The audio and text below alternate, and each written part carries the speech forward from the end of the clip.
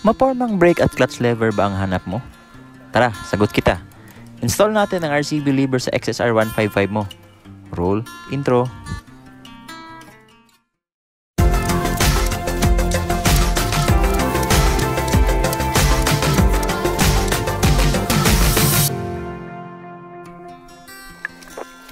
Dumating na nga palang in-order natin na RCB brake at clutch lever mula sa Shopee, sa presyong 1,591. Tara, unbox natin. Available nga pala ang kulay na black, silver, gold at red sa store nila. Ang napili nga pala natin ay itong black kasi black ang motor natin para body color lang. Kita nyo naman ang pogi. Ayos, tara install natin.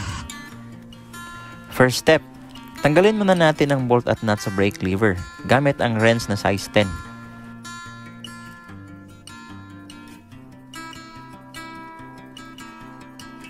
Pagkatapos tanggalin na din natin ang stock brake lever.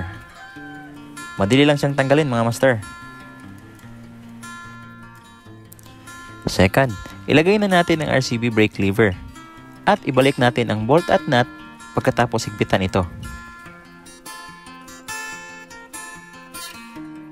Kung gusto nyo i-adjust ang clearance, pwede nyo pihitin ang adjuster. Depende sa preferred ninyo. Sa akin ay okay na ang ganitong clearance. Pangatlo, dito na naman tayo sa clutch lever. Iusog muna natin ang rubber na ito para malogan natin ang adjuster. Pagkatapos tanggalin na natin ang bolt at nut gamit ang wrench size 10.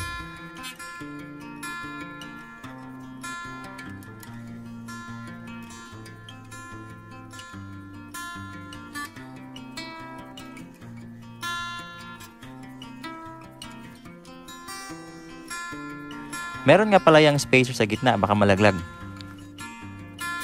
Then, tanggalin na natin ang stock clutch lever and make sure na na-disconnect mo ng maayos ang cable. Pang-apat, install natin ang clutch lever. Luwagan muna natin ang place sa clutch sa may makina banda para di tayo mahirapang ikabit ang cable sa lever. Then, i-connect natin ang cable. Di na nga pala natin kailangan ng washer na tinanggal natin kanina. Pagkatapos, ilagay natin ang stock bolt at nut sa lever.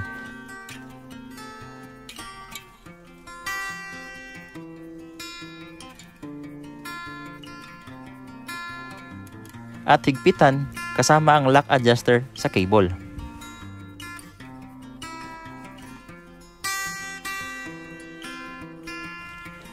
Pagkatapos, ibalik natin ang dating clearance sa clutch cable at higpitan.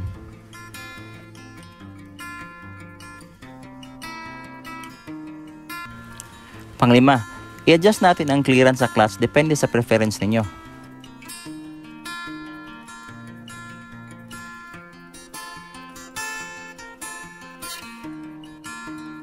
Sa akin ay okay na ang ganitong clearance. So check natin kung swabe ba ang pagpasok sa gear. Pandarin natin ang motor.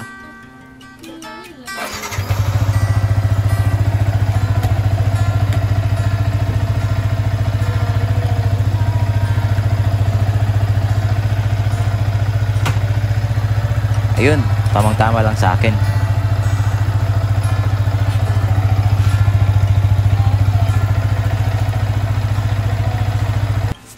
So ganun lang ang pag-install ng RCB brake at clutch lever para mas pumogi palalo ang XSR 155 mo.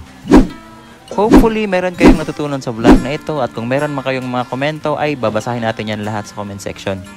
So kita-kits sa susunod na vlog natin and ride safe po lahat.